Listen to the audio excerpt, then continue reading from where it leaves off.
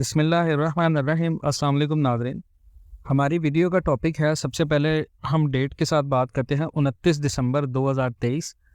Dollar और सोना बढ़ने वाला है। 10 लाख की इन्वेस्टमेंट हमें लाजमी रखनी चाहिए और हर वीडियो में एक बात लाजमी हो रही है और अमूमन वो बात यही है कि डॉलर और सोना बढ़ने वाला है। लेकिन यहाँ पर बहुत सारे लोगों के सवाल हैं जो कमेंट्स में हमने रीड भी किए हैं कि अब यहाँ सवाल है कि कितना बढ़ने वाला है, कब बढ़ेगा, स्टैट्स क्या कहते हैं, कितनी इन्वेस्टमेंट गोल्ड में कम से कम होनी चाहिए, गोल्ड किस महीने में रफली बढ़ेगा, 2,30,000 मिनिमम कब तक होगा सोना पाकिस्तान में, और इंटरनेशनल मार्केट का फोरकास्ट है वो कहाँ तक जा सकता है। देखिए जी, सबसे पहला जो सवाल है, स्टैट्स क्या कहते हैं। स्टैट्स में सबसे पहले जो है वो हम IMF की बात करेंगे, क्योंकि जब तक IMF और वर्ल्ड बैंक की रिपोर्ट्स की हम बात नहीं करते तब तक पाकिस्तान में गोल्ड का कोई फ्यूचर नहीं है। पाकिस्तान के जितने भी इकोनॉमिस्ट हैं और एनालिस्ट हैं, उन्होंने इस चीज़ से पाकिस्तान को वार्न किया है कि टैक्स की जो अदम वसूली की सूरत में आलमी इदारा IMF है वो बेल आउट प्रोग्राम कैंसिल कर सकता है। तो स्टैट्स में अगर बेल आउट प्रोग्राम हमारा ख़तरे में पड़ता है तो डेफिनेटली हमारी करेंसी के ऊपर बहुत ज़्यादा प्रेशर पड़ेगा, जिसकी बेस के ऊपर इंटरनेशनल मार्केट जो कि 2070 फी ऑन्स पे पहले ही खड़ी है, आपके मुल्क के अंदर अगर डॉलर के वजह से पाकिस्तानी रुपीस के ऊपर प्रेशर आता है, डॉलर 282 से 290 तक भी जाता है, तो गोल्ड मार्केट 5,000 तक प्लस में चली जाएगी। यानी 2,22 है, 2,27,000 2,28,000 तक रेट ऑटोमेटिकली चला जाएगा अगर ऐसा ना हुआ तो। लेकिन अगर ऐसा होता है तो फिर आपकी स्टेबिलिटी यहीं पर है, 2,22 2,23 2,22 2,23। डॉलर आप पहले ही कम कर चुके हैं, 282, 710 मिलियन डॉलर आपको मिलने हैं। लेकिन इम्पोर्टेंटली बात यह है कि वो 710 मिलियन डॉलर की बेस के ऊपर आपकी पूरी इकोनॉमी स्टैंड कर रही है, जो कि आपने स्पेशल इन्वेस्टमेंट फैसिलिटेशन काउंसिल की बेस पे बहुत सारे जो कंट्रीज़ हैं उनको अपने एतमाद में लिए। अब दूसरा स्टैट क्या है जी, कितनी इन्वेस्टमेंट गोल्ड में कम से कम होनी चाहिए। इस वक्त जो पाकिस्तान में इंटरेस्ट रेट चल रहा है वो है 22%, यानी बैंक सेविंग्स आपकी ज़ीरो है। आपके पास फॉरेन करेंसी अकाउंट है तो वेल एंड गुड, अगर नहीं है तो डीवैल्यूएशन है, आपके पास कोई एसेट नहीं है, तो गोल्ड में कम से कम आपकी 10 लाख रुपए की इन्वेस्टमेंट होनी चाहिए। यानी अप्रॉक्स पाकिस्तान के अंदर आप 4 तोले जो गोल्ड है, यानी 4 तोला आप उसको होल्ड लाजमी रखें। अगर आपने अपनी 10 लाख की अमाउंट की वैल्यू को सेव करना है, प्लस आपने पाकिस्तान की इन्फ्लेशन को बीट करना है जो कि इस वक्त 42 से 43% है, जो दिसंबर 2023 के एंड पे चल रही। अब तीसरा सवाल, गोल्ड किस महीने में रफली बढ़ेगा, यानी गोल्ड की जो बढ़ने की ज़्यादातर पॉसिबिलिटीज़ हैं वो कहाँ पर है।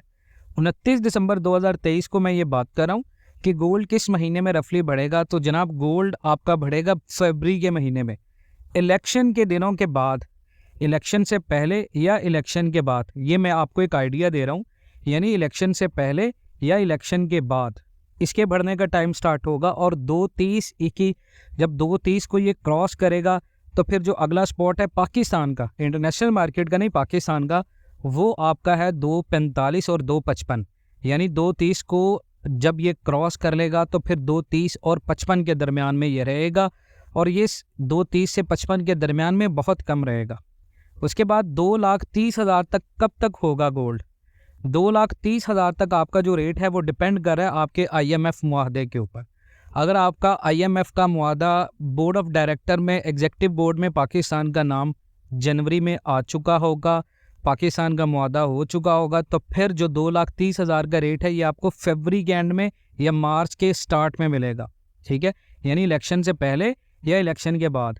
लेकिन अगर 2,30,000 तक का रेट आपको इलेक्शन से पहले मिल जाता है, यानी आपका मुआहदा फरवरी में चला जाता है, 2,30,000 जनवरी में ही रेट मिल जाता है आपको, जैसे 2/22 पे इंटरनेशनल मार्केट 2,100 के स्पॉट के बाद 2,170 2,180 पर जाती है, तो फिर डेफिनेटली, क्योंकि जब 2,070 पर ट्रेड करी है तो यहाँ पर 3,000 पे रेट बढ़ा है। और अगर इंटरनेशनल मार्केट में गोल्ड 2,170 पे चला जाता है, यानी $100 का इजाफा होगा, तो करीबन 8,000 पे आपका रेट ज़्यादा होगा और 2,30,000 तक आपका रेट चला जाएगा, जो कि इंटरनेशनल स्पॉट के ऊपर डिपेंड करेगा। उसके बाद तीसरी चीज़, जो पाकिस्तान को मसलसल इस वक्त मालियाती खसारे का सामना है, और पाकिस्तान के जितने भी इकोनॉमिस्ट हैं उन्होंने पाकिस्तान को ये वार्न किया है कि टैक्स वसूली अगर आप नहीं कर पाए, माली खसारे की सबसे बड़ी वजह भी ये है। और पाकिस्तान के अंदर आपको पता है नाकस इंतजाम है टैक्स वसूली का, जिसकी वजह से IMF के 3 अरब डॉलर के इमदादी बेल आउट प्रोग्राम को ख़तरा है। और फेडरल बोर्ड ऑफ रेवेन्यू की तरफ से जून 2024 के लिए जो टैक्स मुकर्रर हुआ था वो 9,600 अरब रुपये का टैक्स था, जो कि आइंदा हुकूमत के लिए एक बड़ा पहाड़ होगा। 9,600 अरब रुपये का टैक्स इकट्ठा करना होगा, जिसके बाद अगर आप टैक्सेस मज़ीद लगाते हैं चीज़ें महंगी होंगी, इन्फ्लेशन रेट पे मज़ीद इजाफा होगा।